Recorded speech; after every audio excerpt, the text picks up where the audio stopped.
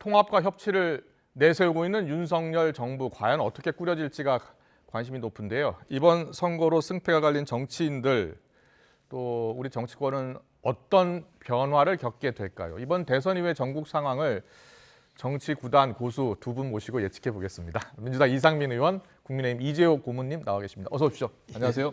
예. 안녕하세요. 예. 우리가 뭐 정치 구단은 아닌데. 네, 알겠습니다. 그래도 워낙 정치를 오래 경험하셨으니까 좋은 답변 해주실 것 같아서 모셨습니다. 지금은 이제 윤석열 당선인의 시간이라고 할 수 있잖아요. 예, 그렇습니다. 취임 5월 10일입니다. 이제 두 달도 남지 않은 건데요. 지금 윤석열 당선인이 무엇을 가장 고민하고 있을 것 같습니까? 지금은 뭐 인수위 구성을 제일 고민을 해야죠. 아, 예. 왜냐하면 뭐 윤석열 당선자가 선거 전에 우리는 국민통합정부를 하겠다 그랬잖아요. 그렇습니다. 국민통합정부의 밑그림을 그리려면 인수위 때부터 그려야 됩니다. 그렇군요. 예, 그러니까 인수위 구성 자체가 네.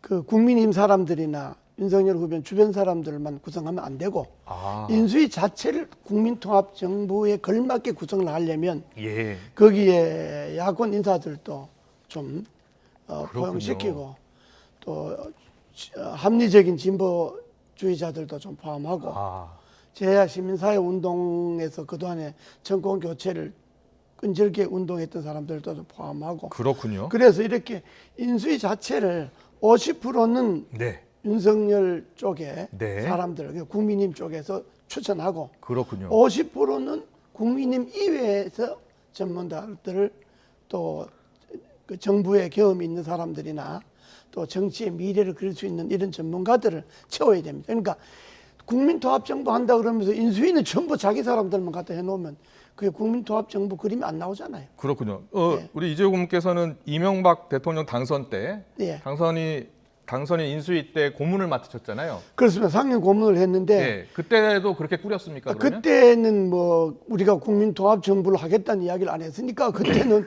왜냐하면 10년도 안에 김대중 노무현 정부에서 10년 야당하다가 이제 여당이 되잖아요. 그때요? 예. 그때는 예. 그러니까 10년 만에 우리가 이제 정권을 되찾아왔잖아요. 이명박 정부에서. 그러니까 뭐 통합정부가 뭐고 간에 10년도 안에 내려왔던 김대중 노무현 정부를 인수하기도 바쁘니까 그때는 꼭 그렇게는 안 했지만 그러나 꼭 정당 사람들로만은 채우진 않았고 네. 그래서 그때 제가 상임 고문이라는 직함을 갖고 주로 주요 과제였던 4대강 문제 그 부분 내가 집중적으로 관리를 해왔기 때문에 그러니까 윤석열 그 대통령이 국민통합정부에서 임기 5년 동안에 무엇을 하겠다는 주요 과제가 될 것 아닙니까? 그렇습니다. 그 과제에 대한 특별 상임 고문을 임명해갖고 네. 자문을 받아야 됩니다. 그렇군요. 향후 예. 5년간 국정 운영을 어떻게 할지 그렇습니다. 큰 밑그림을 그리는 일인데 그렇습니다. 통합 정부를 한다고 했으니 예. 50% 좌우 할 것 없이 전문가를 모두 인수위에 참여시켜야 한다. 제 생각은 그래요. 그렇군요. 그렇게 해야 국민통합정부 밑그림 그려지지 자기들 사람들만 밑그림 그려놓고 국민통합정부를 구성한다 그러면 내가 구성부터 이게 비껴가잖아요. 그렇군요. 예, 알겠습니다. 이상민 의원께도 여쭤보겠습니다. 문재인 정부 출범은 뭐 인수위 없이 바로 출범을 한 거잖아요. 임기가 곧바로 시작했기 때문에. 시작됐기 때문에. 그럼 어떻게 했습니까? 인수위 없이. 그래서 이제 기획이 인수위 성격이지만 이미 그 문재인 대통령의 임기는 선거가 끝나자마자 곧바로 그랬죠. 시작이 되니까 인수위라는 걸 두는 건 안 맞는 거죠. 그렇군요. 그러니까 인수위와 같은 기능으로 기획위원회. 그럼 기획위원회에서 향후 5년간 어떻게 그렇습니다. 국정 운영할지 밑그림을 그렸겠네요. 그렇습니다. 네. 기간은 좀 짧고 예. 좀 속전속결을 했지만 알겠습니다. 그런 기능을 한 건 맞습니다. 알겠습니다. 자, 이제 윤석열 후보 대통령직 인수위원회 위원장을 지금 누구를 선택할지 고민이 많나 봐요. 그래서 오늘 사실은 안철수 대표를 만난다고 해서 안철수 대표에게 이제 인수위원장직을 제안하는 것 아니냐 이런 보도가 많이 나왔는데 인사 문제는 논의 안 됐다고 하거든요.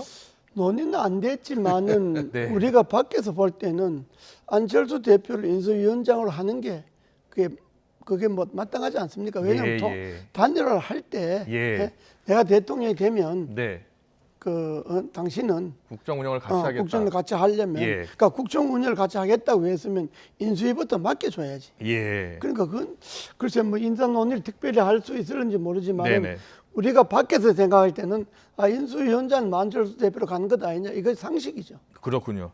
근데 이제 저희 뭐 제가 민주당 전체를 대변하는 건 아니지만 네. 이제 제 민주당 소속 의원으로서 예, 할 예. 때는 좀 비판적 시각으로 아, 그렇습니까? 바라봅니다. 예, 왜냐하면 예.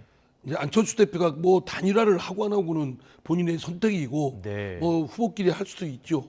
그러나 충분히 국민들한테 그 명분과 또 시기적으로 네. 그 자신의 행동이 일관되고 바꿀 때는 충분한 설명을 하고 바꿔야 되는데 이 단일화 과정이 매우 갈팡질팡 예. 왔다 갔다 했지 않습니까? 네네. 한다 안 한다, 뭐 완주한다 또는 단일화 제한한다, 단일화 철회한다, 뭐 결렬했다. 그러다가 느닷없이 새벽에 이런 뭐, 상징성, 정치적 불신을 내리킨 점에 비판점을 갖고 있는 예. 인물이 네. 윤석열 당선인 첫 그 인사의 네. 구성으로서 그분이 하는 것이 마땅한가라는 뭐 굳이 시비 걸고 싶은 생각은 없습니다. 예. 그러나 썩 모양은 안 좋습니다. 그래서 그렇군요. 민주당에서 비판은 할 수 있습니다. 아. 비판은 할 수 있지만은 그러나 인수위원장이라고 하는 거는 그는 그야말로 대통령이 생각에 의해서 임명하기 때문에 그러면 청문회를 하는 것도 아니니까 그렇죠. 그걸 뭐 비판은 할 수 있지만 굳이 민주당이 나서서 반대하거나 뭐 그렇게는 하지 않을 거예요. 우리가 뭐 반대하고 그럼, 그런 거는 아니고요. 그래서 네. 비판은 얼마든지 할 수 있죠. 예. 알겠습니다. 일주일 전에 두 분을 모시고 사실은 누가 당선될 것이냐 이렇게 여쭤봤을 때 그때가 바로 윤석열 안철수 단일화가 바로 이루어진 다음 날이었거든요. 근데 두 분이 다 이 단일화 역풍에 대해서 이야기해 주셨고 또 이재호 고문은 단일화를 하지 않으면 질 것이다 이런 얘기를 해주셨는데 어떻게 보셨어요? 이번 선거 역풍이 많이 불었다고 보세요? 저희 예. 그러니까 이제 그 민주당에서 윤석열 봤을 후보 때는? 쪽에서는 역풍이지만 네. 우리 당으로서는 결집이 크게 됐습니다. 그렇군요. 예. 우선 현장에서 만나는 지지자들 분들이 적극 투표장으로 나가겠다는 그런 예. 분들이 많아졌고, 그랬군요. 예. 그렇기 때문에 그런 효과는 있고 반면에 아마 저 이재호 고문께서 말씀하신 대로 또 윤석열 후보는 안 하면 네. 굉장히 불안했을 거라는 생각에도 일리가 있다고. 그렇군요. 이재호 그렇습니다. 고문께서는 안 했으면 저는 졌다고 봅니다. 아. 왜냐 그러면 이제 표차가 뭐 24만 표 정도 그렇습니다. 되잖아요. 0.73%. 그렇습니다. 거의. 만약에 단일화를 안 했으면 불안 심리도 있을 뿐더러 예. 이 같은 진영에서도 어차피 선거 진 거니 하고 선거를 포기하거나 다른 선택을 할 수도 있어요. 그러니까 단일화를 했기 때문에 이번 선거는 이기는 거나 정권 교체는 진짜 해야 된다. 이런 정권 교체론을 더 확실히 굳혀줬기 때문에 네. 단일화 안 했으면 졌다고 봅니다. 저는. 그렇게 그래서 보시는군요. 총 양쪽 예. 진영이 예. 결집이 됐죠. 그렇습니다. 예. 그러니까 0.7% 차이가 나고. 그러니까 말입니다. 예. 그런데 그렇다면 이제 안철수 대표 같은 경우에는요. 예. 이재호 고문께 여쭤볼게요. 안철수 대표 미래를 어떻게 보세요? 여러 가지 이야기 나오고 있습니다. 인수위원장 후에 뭐 총리에 지명될 수도 있다. 뭐 당권에 도전할 수도 있다. 여러 가지 관측이 나오는데 이재호 고문께서는 어떻게 전망하세요? 글쎄 제가 뭐 안철수 후보의 무슨 뭐 특별한 그 관계가 있는 건 그러니까요. 아니지만 객관적으로 보셨을 때. 객관적으로 볼 때 이제 예. 안철수 후보는 안철수 대표가 대표. 안철수 대표는 예. 당 관계는 국민이랑 관계는 밑에 의원들인데 네. 맡겨서 국민님과 통합하는 걸 맡기고 합당은 맡기고. 그래서 그건 예. 맡겨주고 본인은 인수위나 거쳐서 거쳐서. 뭐 정부에 들어가서 행정 경험을 쌓아서 예, 예. 좀 정치인으로 좀 더 풍부한 경험을 갖는 것이 그게 안철수 대표 할 일입니다. 아 그렇군요. 그 단일화 때 그 행정 경험이 본인이 없다 이런 말 했었잖아요. 그런 말도 했죠. 예. 그래서 그럴 가능성이 높다 이렇게 보시는군요. 어떻게 보세요? 아마 이제 그 안철수 네. 대표도 뭐 나름의 정치적 목표가 있을 것이고, 그러니까요. 뭐 그런 예. 계산하에 이제 단일화도 하고 합당하겠다고 하는 거니까 그런 걸 제기의 발판으로 삼겠죠. 네. 그 지방선거에 바로 출마할 가능성은 어떻게 보세요? 그 대선 후보 나온 분들이 예. 이거 했다가 안 되니까 또 저런 거 나오고 하는 거 저도 그건 없다고 봅니다. 그렇군요. 예. 예. 별로 안 좋아 보입니다. 안철수 후보가 뭐 그렇게 얍삽한 사람은 아니니까. 그렇군요. 알겠습니다. 뭐 여러 전망들이 나와서 한번 예, 여쭤봤습니다. 그럴 그렇습니다. 가능성은 두 분 모두 낮다고 하시네요. 네, 알겠습니다. 이번에 여당 대표가 된 이준석 대표의 미래도 좀 궁금한데요. 사실 뭐 그동안 뭐 합당 과정에서도 합당이래 단일화 과정에서도 이준석 대표가 사실상 안 되기를 바라는 것 아니냐 이런 이야기도 있었잖아요. 이준석 대표가 이준석 대표는 좀 젊은 대표이기 네. 때문에 좀 그 나름대로 개성도 있고 좀 기존의 그 어떤 수구적인 정당, 네. 기득권 정당에서 새바람을 일으키는 그런 역할은 충분히 했습니다. 아. 예, 그런 점에서는 예. 당에 기여하거나 대선에 기여한 점도 있는데 반면에 그 역시 그 본인이 아주 너무 젊다 보니까 그런지 그 말을 네. 함부로 하고 감정을 너무 쉽게 드러내고 네. 이런 점들은 당의 역기능도 상당히 작용을 했죠. 그렇군요. 예. 당의 원로들이나 또 당을 오래 했던 분들이나 또 당이 뭐 좀 새로워지기를 바라는데 그 당이 새로워지기를 바라는 거는 이준석식으로 새로워지는 걸 바라는 건 아니거든요. 그래도 당 이준석 자- 당의 당의 어떤 정체성이나 이런 부분들을 많이 바꿔놓지 않았습니까? 그런 뭐 예. 정체성을 바꿔놓다기보다 예. 당의 분위기를 좀 분위기를 좀 바꿔놓고 바꿔놓는 그리고 데는 도움이 2030 됐는데 젊은층이 많이 이렇게 지지할 수 있도록 분위기를 바꿔놓은 건 맞잖아요. 근데 뭐 그런 분위기는 예. 바꿔놓지만 반면에 그게 너무 지나치게 튀다 보니까 네, 네. 오히려 기존의 당적 분위기를 훼손하는 경우도 많이 있죠. 그러니까 그렇군요. 예. 이 보수 정당이 개혁이라고 하는 거는 이거는 무슨 진보 정당처럼 혁명적으로 확 바꾸거나 이게 좀 네. 어렵지 않습니까? 그렇죠. 네, 예. 그런 분위기를 살려가면서 조화를 해야 되는데 자기 주장이 강하다 보니까 당내 조화를 좀 못했죠. 그렇군요. 예. 지난 5월이었나요? 국민의힘 당대표 선출 이준석 대표가 되고 나서 여당에서도 사실 민주당에서도 좀 부러워하는 모습들이 있었잖아요. 불호하고 생각나시죠? 긴장했었죠. 예, 예. 근데 그 이후에 이제 이준석 당대표의 여러 가지 정치적 언동이나 네. 행태를 볼 때 예, 예. 역시 서리겼구나, 어설프구나. 예. 예, 그리고 막 좌충우돌하구나. 예. 재기발랄하긴 하지만 좌충우돌하고 네. 패착을 여러 번 두고 네. 그런 점에 뭐 반사적 이득도 얻을 수 있겠구나 생각을 했죠. 그래서 반사 이득을 많이 얻었죠 민주당이. 그래서 반사 이득을 얻었다고 보세요? 얻은 부분도 있죠. 그렇군요. 이준석 대표가 많은 분들이 차기 대권도 노리지 않겠느냐 이렇게 많이들 예상하거든요. 어떻게 보세요? 뭐 그거야 뭐 저 본인이 정치적 그런 꿈이 있겠지만 네.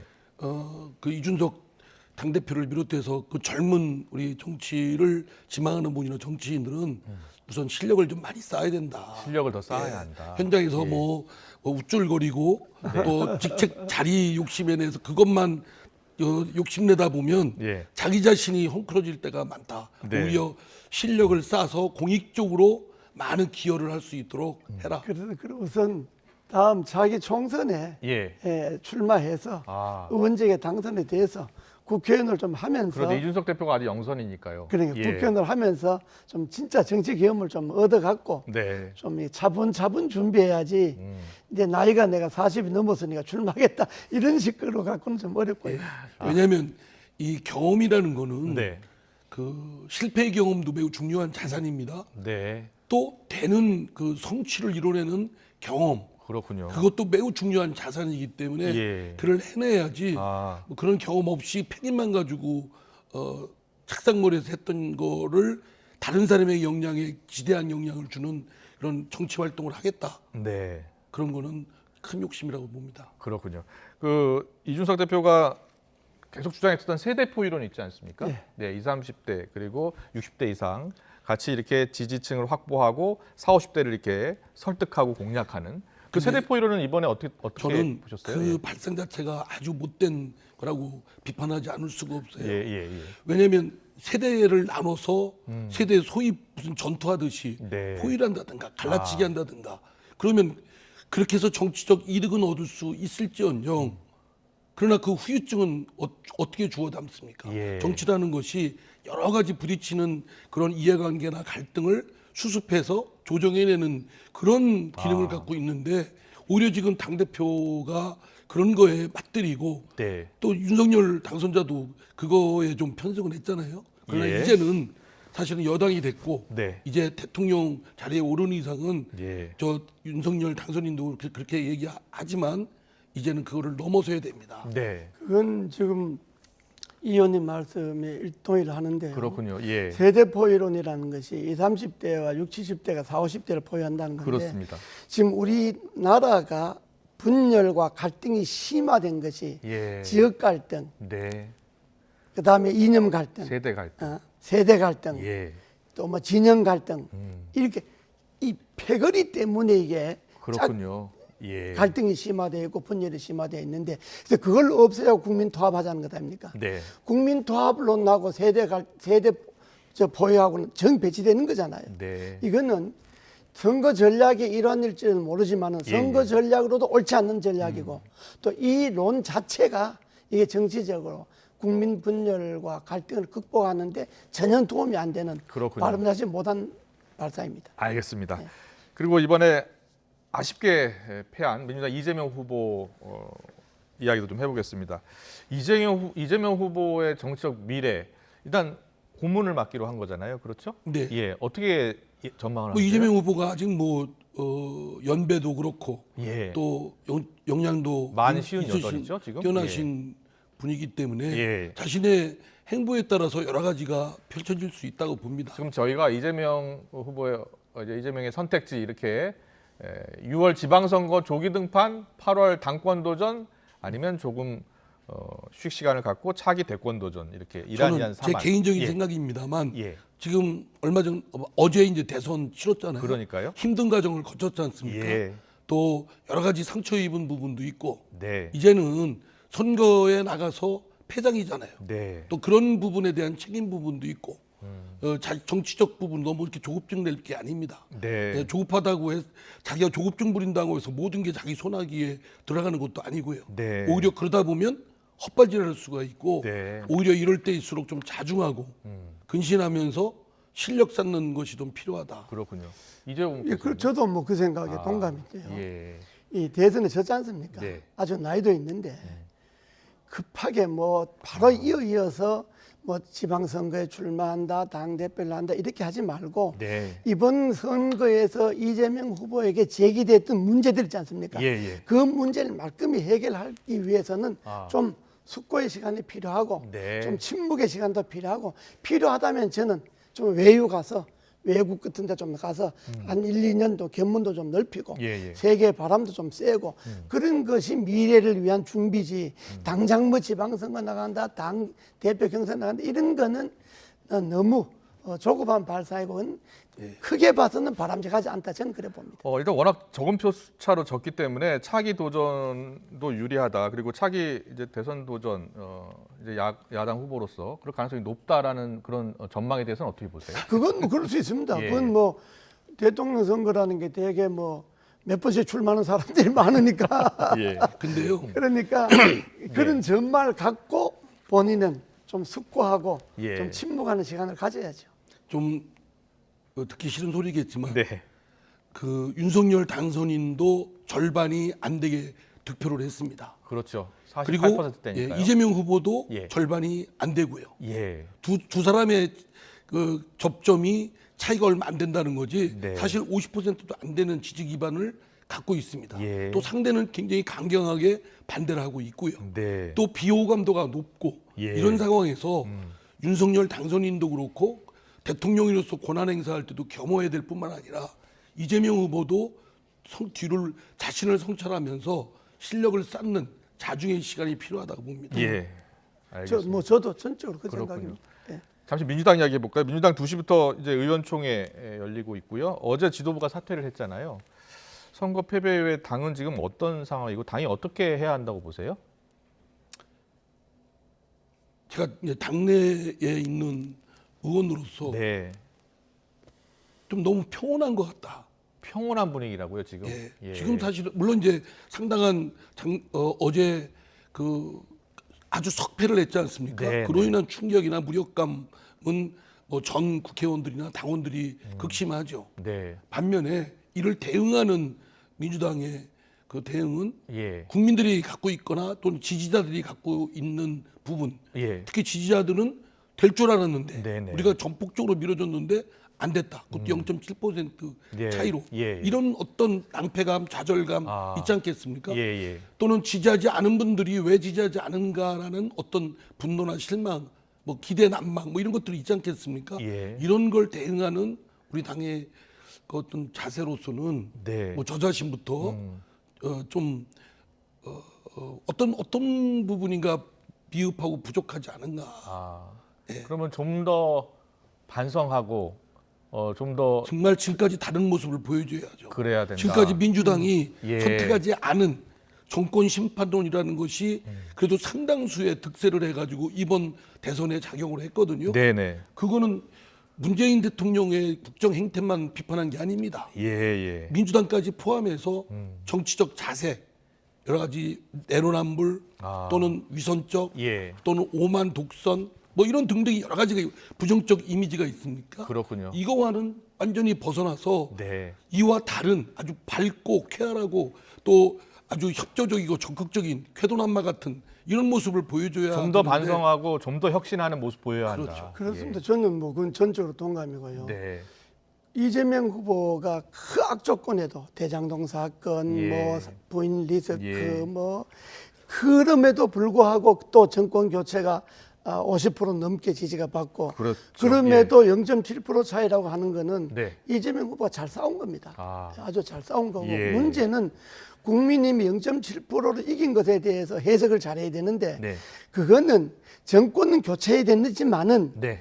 교체되는 정권이 또 지난 정권처럼 불통하거나 무슨 뭐 편향적으로 하거나 패거리 정치하거나 내로남불 정치하거나 뭐 이렇게 하면 안 된다. 그러니까 지금 정권은 교체해야 되는 게 맞지만은 예. 새로 들어서는 정권이 지금 정권처럼 하면 안 된다 하는 것을 0.7%를 보여준 겁니다. 예. 그렇기 때문에 윤석열 당선자나 국민님이 그걸 우리가 이겼다라는 그 권력에다 오만이라든지 또 우리가 이겼으니까 하는 그 도취돼 갖고 소통을 안 한다든지 또 내로남불 한다든지 패거리 정치한다든지 뭐 진영을 부추긴다든지 네. 이렇게 하면 안 된다 하는 것을 국민들이 준 거예요. 그렇군요. 그러니까 예. 정권 교체도 좋다. 그건 해야 되는데 네네.